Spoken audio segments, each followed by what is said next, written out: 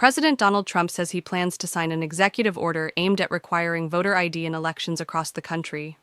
Trump made the statement on social media late Saturday night, saying he is also seeking other reforms to how U.S. elections take place. Voter ID must be part of every single vote, no exceptions. I will be doing an executive order to that end. Also, no mail-in voting, except for those that are very ill, and the faraway military. Use paper ballots only, Trump wrote on Truth Social. Trump previously attempted to impose voter ID via an executive order earlier this year in a wider election integrity action. In April, Judge Colleen Collar-Catelli of the U.S. District Court for the District of Columbia struck down the portions of that order that related to voter identification requirements. Collar-Catelli maintained that Trump did not have the authority to issue such an order, as the Constitution delegates control of election regulations to Congress and states. Consistent with that allocation of power, Congress is currently debating legislation that would affect many of the changes the president purports to order. Collar-Catelli, a Clinton appointee, wrote in her order, "No statutory delegation of authority to the executive branch permits the president to short-circuit Congress's deliberative process by executive order." We begin with a federal judge putting the brakes on another key part of President Trump's agenda. It's somewhat of a trend these days. This time, the issue is requiring proof of citizenship before registering to vote. In a partial ruling, D.C. Judge Colleen Collar-Catelli ruled that Trump does not have the power to enforce such a regulation on national elections. She wrote this: "Our Constitution entrusts Congress and the states, not the president, with the authority to regulate federal elections." Consistent with that allocation of power, Congress is currently debating legislation that would affect many of the changes the president purports to order. Indeed, that legislation is called the SAVE Act. It's already passed through the House, awaiting a vote in the Senate. But remember, it's issues like election integrity that put President Trump back in the White House. A Gallup poll, look at this. It's hard to get this many people to agree on anything, but here we are. This Gallup poll found that 83% backed a proof of citizenship requirement when registering to vote. Trace, I want to break this number down a little further, because one thing we constantly hear from the left is we can't do voter ID. It would disenfranchise voters of color. They make this argument. Democrats, they say, would not be on board with this. However, Gallup found otherwise. Look at this. Democrats, 66% of Democrats approve of this citizenship measure, maybe not the executive order, but the principle of it. And with people of color, 76% approve of looking at citizenship when someone goes to register to vote. It kind of demolishes the entire argument of the left. Yeah, and it really, you go back to even with the Georgia voting law, you talk about these things and you have all of this outpouring of people who are minorities, women who they constantly cite saying, oh, no, this is going to be bad for minorities and women. Because why? Because they don't have the skill set to be able to present ID, to be able to vote, to be able to kind of prove their citizenship before they vote. That's always the same excuse. And the people have come out time and time again saying, we're fine. We will be fine. We're going to make the ID. As far as this case goes, the judge, not surprising. I mean, she's a Clinton appointee. She has ruled against Republican administrations before. George W. Bush ruled against Dick Cheney. So she's got this history of doing this, so it's not surprising. Is it right or wrong? We'll find out later on as it goes through the court process. But what is wrong is the Democrats constantly arguing the same argument, regardless if it's the Georgia voting law or this law, which is some people just can't handle it. Kennedy, one of the interesting things is these judges' rulings, part of me feels like a part of the administration relishes them, because what they do is they succeed at putting the left on the opposite side of common sense. So this judge, she has succeeded in getting the left to argue against proving citizenship. So they're with the 20%.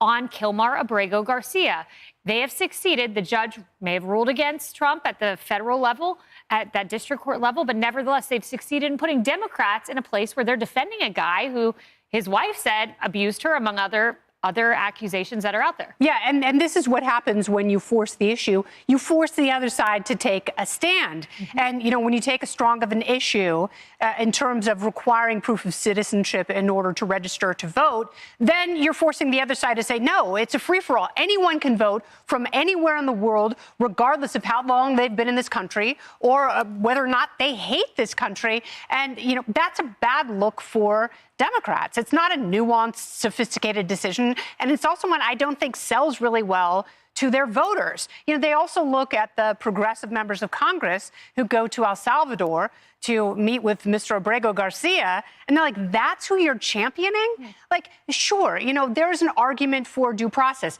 And I actually didn't disagree with what the judge said about maybe we let this go through Congress, and if it's codified into law, as it should be under the legislative branch, that's fine. But taking a political stand against it is really taking a stand against people who want a champion for themselves, their families, and their communities.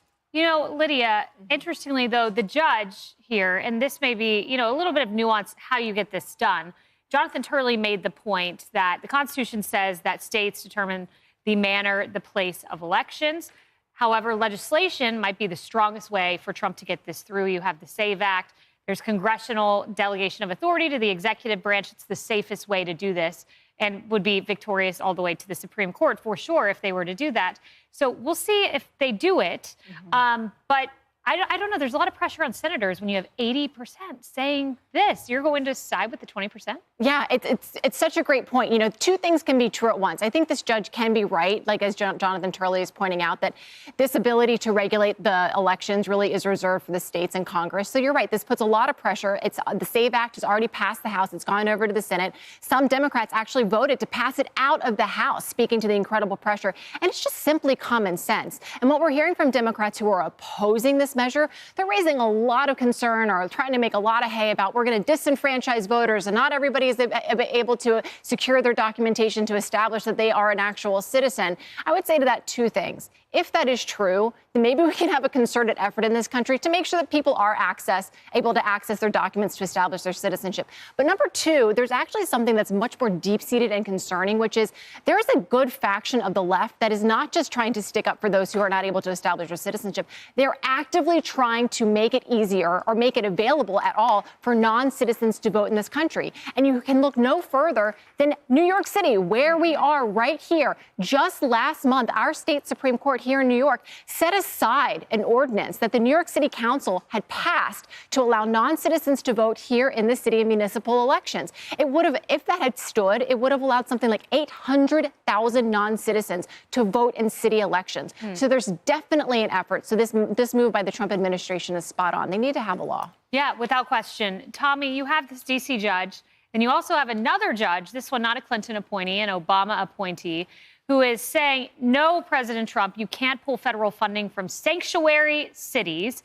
I think Trump's on pretty firm legal footing here. Nevertheless, I wanted to pull up the plaintiffs in this lawsuit because they have something in common. You have Oakland, you have San Jose, you have San Diego, you have Portland, you have New Haven, you have Minneapolis, you have St. Paul, you have Santa Fe, and you have Seattle. These are places hardly known for law and order. And here they are suing, saying, we're proud of being sanctuary cities. Don't take our money away. They weren't proud of it, though, when the illegal aliens were being bused to their cities and their states. I seem to remember there being kind of an uproar in these sanctuary cities when Governor Abbott, Governor DeSantis, and others decided they didn't want to deal with the open borders, so they were going to pass along the privilege of harboring illegal aliens to the places that have said that they want to harbor illegal aliens. Poor Trace, a lot of those cities were in California. Right. All of them, like, yeah, it's a litany of your state is being represented well, and Gavin Newsom's going to have to answer for that as well when he runs in 2028. We all know that he's going to, and as are the other leaders of the Democrat Party that are standing up for non-citizen voting, or at least standing against proof of citizenship, that are standing against the defunding of sanctuary cities. The American people made it very clear in November of 2024. Not only do they not want an open border, they don't want millions of illegal aliens to seek refuge in this country. That has been proven. So once again, this administration is smart. There's going to be legal challenges. They already know it. Every time they do something that seems common sense, they're going to be challenged for it. But at least they're starting the conversation. They're putting the pressure on Congress to actually have to do something. President Trump is saying, I'm going to do as much as I can, but you're going to have to go the rest of the way. The American people demanded it. Now it's time for our representatives and our senators to take it the distance. We're counting on you. President Trump can only do so much. I was thinking of you, Trace, as that list came up. I was like, these are some of your friends and neighbors Right, there on the West Coast. Woo, and Santa Kennedy, Monica. too. Yeah. Santa Monica. Nevertheless, requiring voters to provide proof of citizenship remains widely popular among Americans, according to a poll from Gallup taken just before the 2024 elections. The poll found that 84% of U.S. adults were in favor of requiring voters to show identification, and 83% supported requiring proof of citizenship when registering for the first time. When broken down by party, 67% of Democrats, 84% of independents, and 98% of Republicans were in favor of mandating voter ID. The party breakdown over proof of citizenship was similar, with 66% of Democrats, 84% of independents, and 96% of Republicans supporting the idea.